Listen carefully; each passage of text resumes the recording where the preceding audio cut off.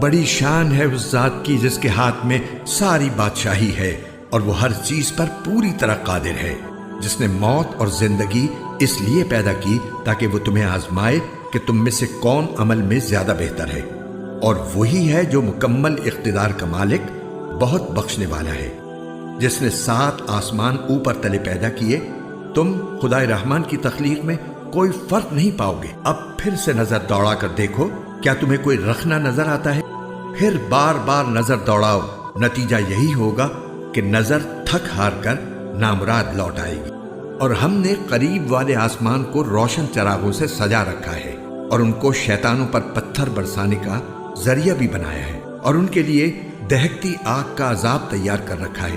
اور جن لوگوں نے اپنے پروردگار سے کفر کا معاملہ کیا ہے ان کے لیے جہنم کا عذاب ہے، اور وہ بہت برا ٹھکانہ ہے۔ جب وہ اس میں ڈالے جائیں گے تو اس کے دھاڑنے کی آواز سنیں گے اور وہ جوش مارتی ہو